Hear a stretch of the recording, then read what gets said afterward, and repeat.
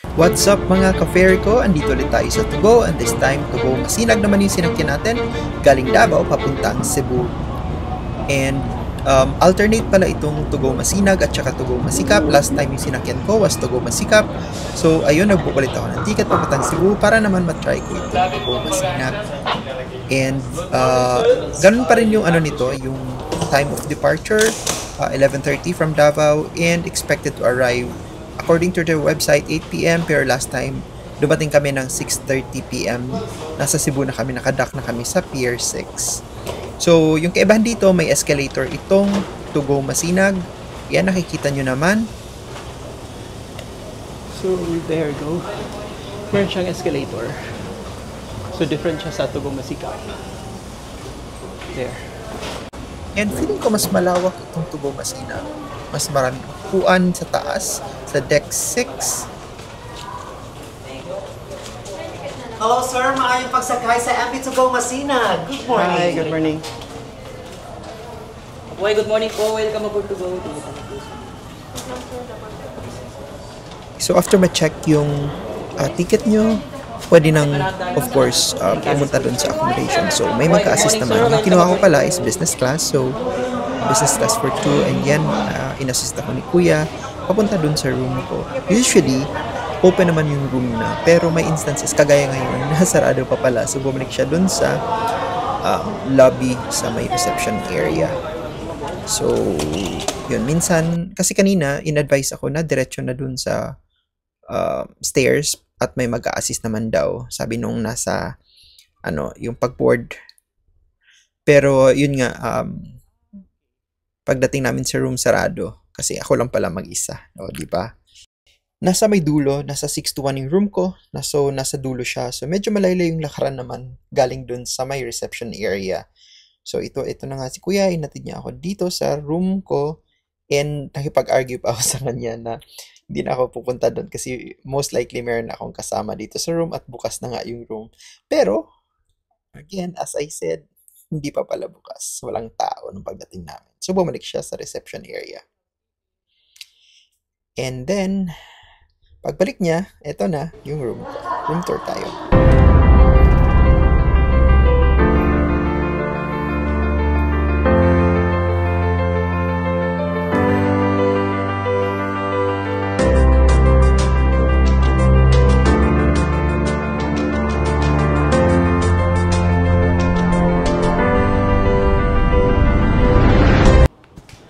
So, andito na ako sa room ko. It's room 621, business class for 2.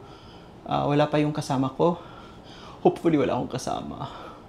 But, usually, meron naman talaga. So, kung wala man, swerte yun.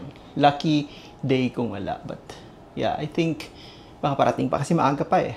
10 a.m. pa lang. And this ferry will depart, scheduled to depart by 11:30 a.m. So, let's see. But hopefully wala, please.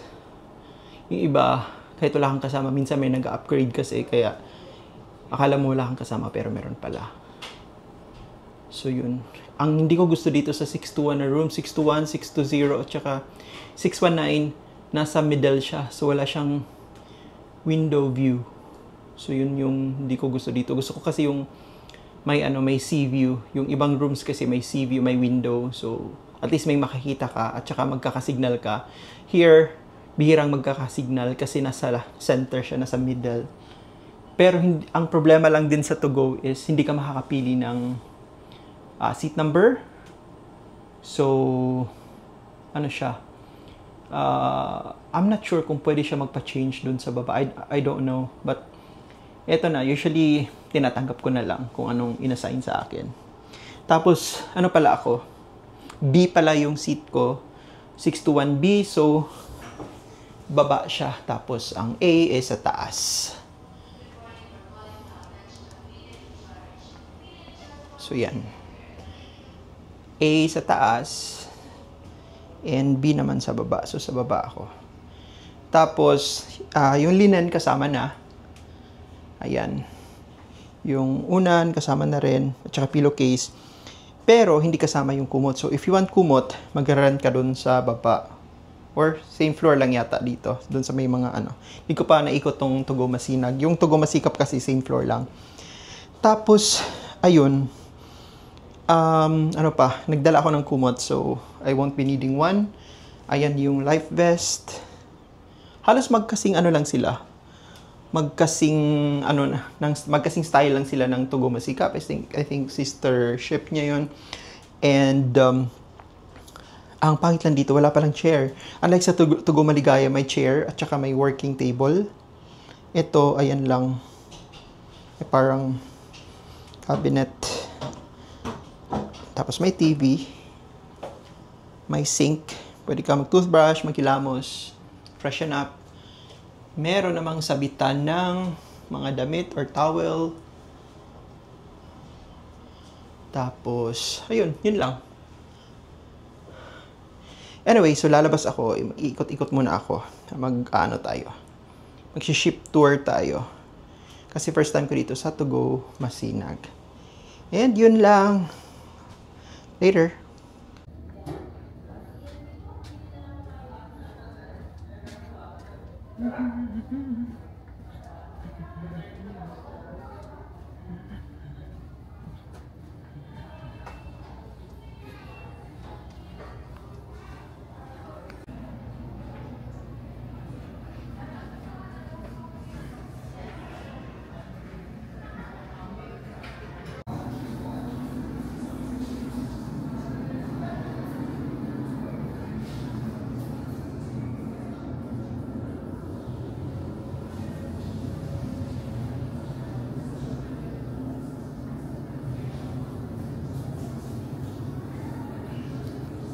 Okay, so dito tayo sa, I think this is the 6th deck. I don't know, basta ito yung accommodation ko. And nandito din yung mga charging ports.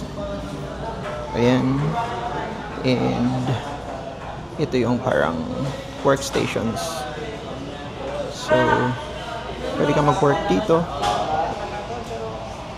Ayan. Ang maganda dyan is may view siya sa ocean. Also may ocean view. May mga puan din. Ayan. And punta tayo dun sa may massage area. May mga massage chairs dito. And meron palang ito, arcade. And I think 5 pesos yung dyan per I don't know how many minutes. Ayan yung rates. 5 pesos 5 minutes. So yun, parang piso per minute, ganun. And ito yung massage chairs. Ayan, massage chairs. Mas marami siya kaysa Tugo Masikap. Sa Tugo Masikap, dalawa lang ata yun. Mas may charging station din dito. Ayan, kasi I think sa tourist class at saka sa Mega Value Class, wala silang charging ports, pero sa business class meron. Pati sa suite and stateroom. So yung sun deck. Here, I don't know anong, so wala siya, close ang sun deck.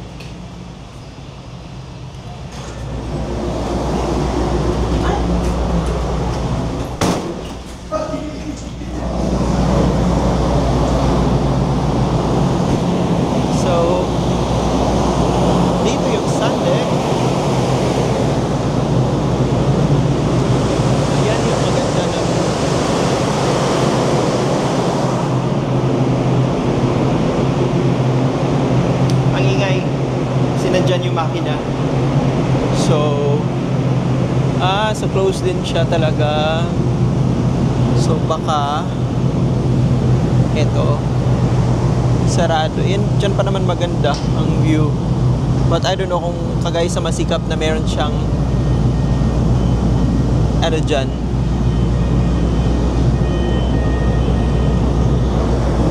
Ayan. Hindi siya pwede. But I'm not sure kung meron doon saan. Let's see.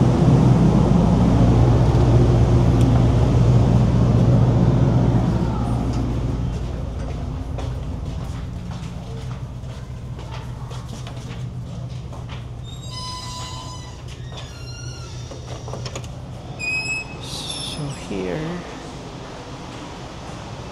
Baka naman meron.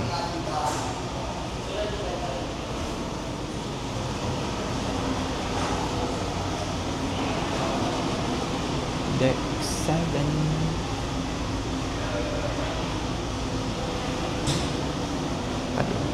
Doon ang deck 7. I think pwede pumunta dyan. Tingnan natin mamaya. Masyado mainit pa. Baba muna tayo.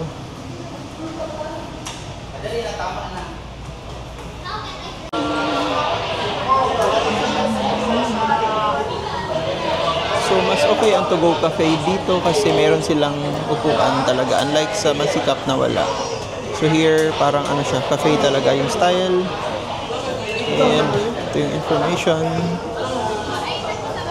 And, basically, parang SM siya. May kultura. At saka, miniso. Let's see. Ayan. Yan yung mga ano dito.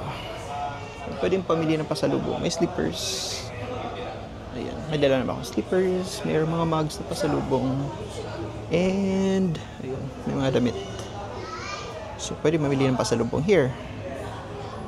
So, mas malaki din yung salon dito sa To Go Masinan. So, ayan. Salon and spa. I don't know. Tignan natin mamaya ano yung rates dito.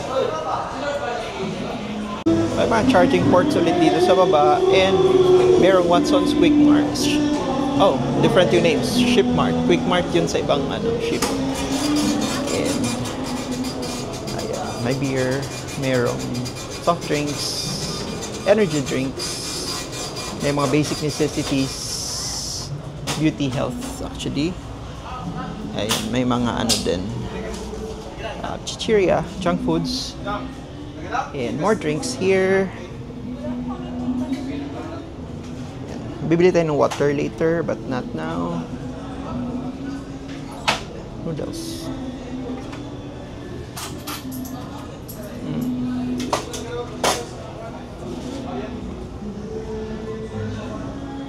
Ayan. Ito naman yung Fiesta Island Fiesta food court. Yeah. So dito yung mga tourist class at saka mega value class kakain. And merong videoke machine. Tapos meron dyang every afternoon at saka evening merong show. Live band. Mas malaki yung area ng ng Masinag.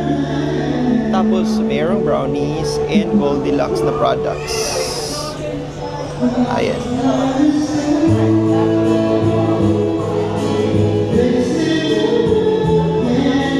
Meron yung pagkain na binibenta if you want. Pero 11 to 1 mag-serve na sila ng lunch. Tapos dinner is 6 to 8 and breakfast is also 6 to 8. So maya-maya lang meron ng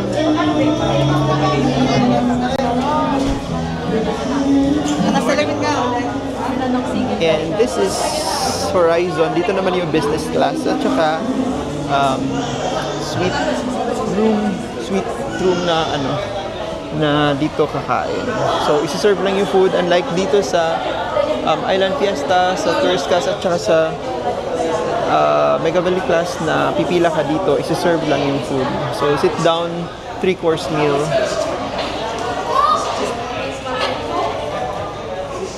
And malaki yung yung receiving area. It's good here. Yeah. Maluwang.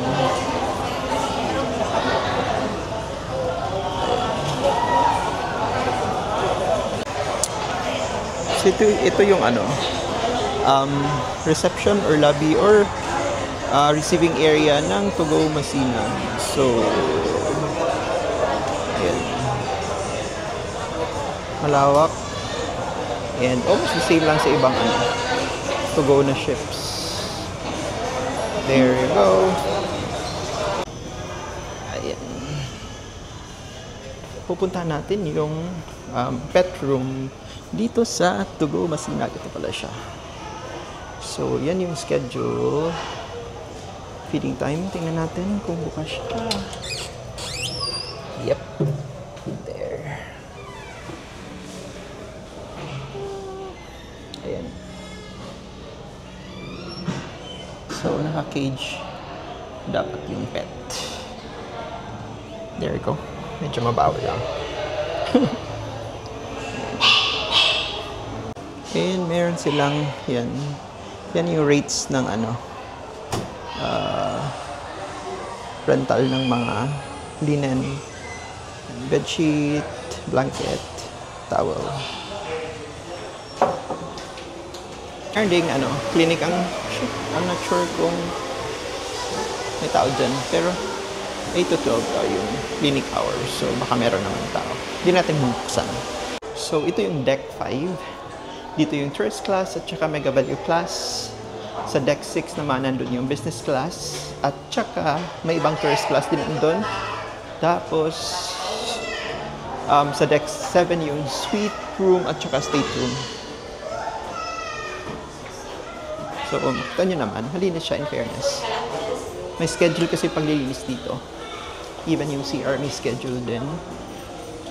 Ayan pala yung mega value class. Sorry, close na siya.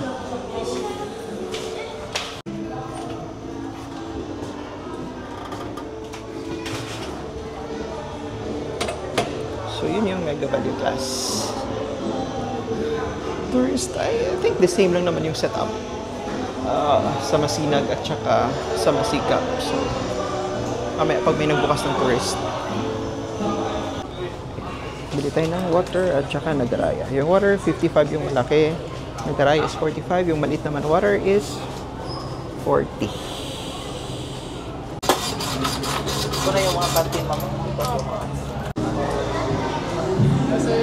Morning.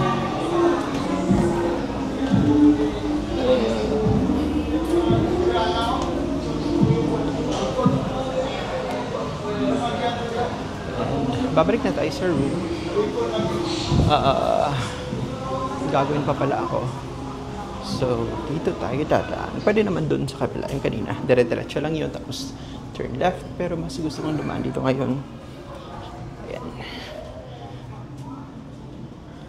Ayan siya. So, medyo malayo lang itong 621 kasi nasa dulo siya. The good thing is, hindi siya maingay kasi malayo siya dun sa entertainment area. So, nasa kabilang side yun. So, that's the good thing. Na nandito ka naman sa 621. Anyway, kanina bukas itong business class nag 44. Ayun yung itsura niya. Ano to? Like, showroom, I think, kasi mayroong may towel at saka yan, may towel at saka kumot at saka toiletries. In reality, wala naman talaga. You have to pay for it. Kung gusto mo ng extra na ganun. Dito na tayo. Tingnan natin kung may roommate na ako. Charan! Mukhang wala akong roommate. Depende. So, yun. And so, andito tayo sa sun deck na nasa deck 6. So, dito tayo sa deck 6 ngayon. Yan. And yan naman yung hihilang barko. Yan naman yung hihilang barko dito sa to go. Ayan. Medyo palis na kami in a bit. Mga na. Around 11:30 naman yung nito. Departure time. So, I think it's preparing na. Yan.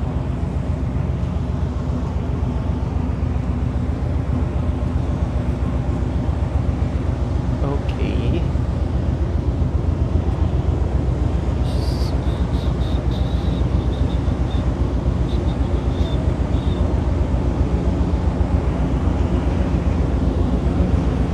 Pupunta tayo dun sa kabilang side.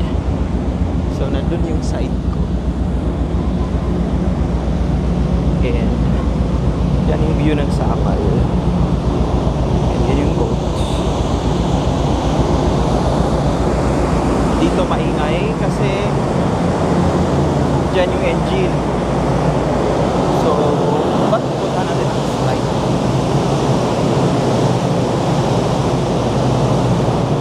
yan, bababa tayo. Ito yung deck 6. Ayun yung deck 7. Yan doon. Tapos dito naman yung deck 5 na sun deck. Diyan.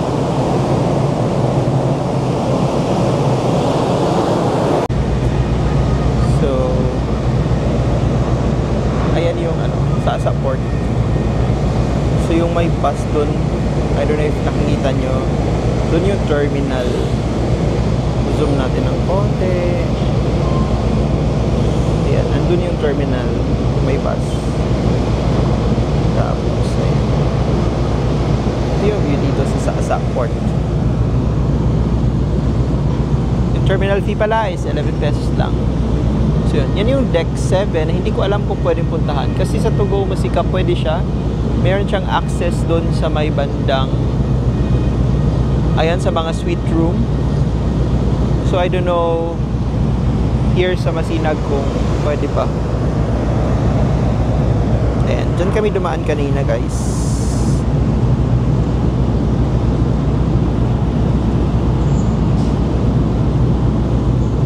Ayan. I think patapos naman ang boarding. Or tapos na.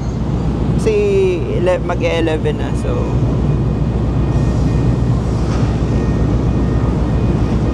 I remember dati konting lang, story time. I remember dati sumakay ako ng first time ko sumakay ng boat, I think that was 1988. Sulpicio Line pa yon. Tapos sobrang funny kasi syempre mahirap lang ganun. Hindi ako nagbayad ng pamasahe. So I was, ilang taon na ba ako nun? Basta mga pa lang. Hindi pa ako nag-aaral. Pero dapat may bayad ako nun. Siguro half fare, ganun. Ang every time na nag-check, kasi every now and then, or every evening yata, nag-check ng ticket, ayun, nagbabalot ako ng kumot. Nagbabalot ako ng kumot para, para kunwari, maliit na ako. Tapos iba pa nun, hindi aircon, open air siya. As in, makikita yung bed, double deck, tapos makikita mo na yung pagbangon mo. Basta siya, parang open air, makikita mo talaga yung ocean. Ayun. So, it was nice. Pero yung ngayon, yung mga barko ngayon, it's so different. Ito galing I think galing tong Korea. So, very different siya. Mas siya, mas anong tawag dito? Mas mabilis, of course. At saka mas maayos, mas malinis, and mas comfortable siya. Tapos hindi rin siya gaanong pag nasa ocean na, hindi na siya gaanong maalog. Depende na lang kung malakas talaga yung mga alon. But yung first time ko yung Maligaya, as in papuntang Iloilo, wala akong na-feel talaga na something na parang nasa lang, parang wala ka sa dagat. Pero yung last time, yung papuntang Cebu, yung Masikap, yun medyo maalon, kaya nafe-feel mo talaga na nasa barko ka kasi gumaganon-ganon yung barko. Medyo nakakahilo ng konti. But it was okay pa rin na experience. Anyway, so baba tayo kasi pa-start na yung lunch ngayon. So, tingnan natin yung mga tao. Pumipila na sila. Usually pag pagtawag pa lang ng pag-announce na lunch na, yun, nagmamadali yung mga tao, pumipila doon. Kaya ang tendency is pipila ka talaga doon, or pag nasa horizon ka naman, ang tendency is mag-aabang ka ng seat. First time. There. So let's see Karon pa. kung anong meron doon. Naibalik niya sa sud, They want sauce. may calendar niya, may grocery.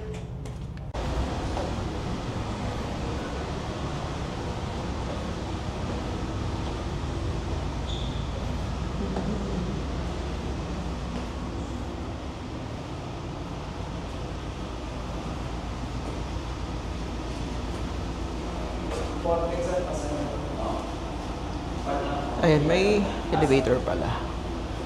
Diyan. Usually, ginagamit yung elevator for mga guest sa suite at saka sa stateroom. Ito. I don't know, pwede. Yan, pwede naman palang lumabas. Yan. Yung view deck dito sa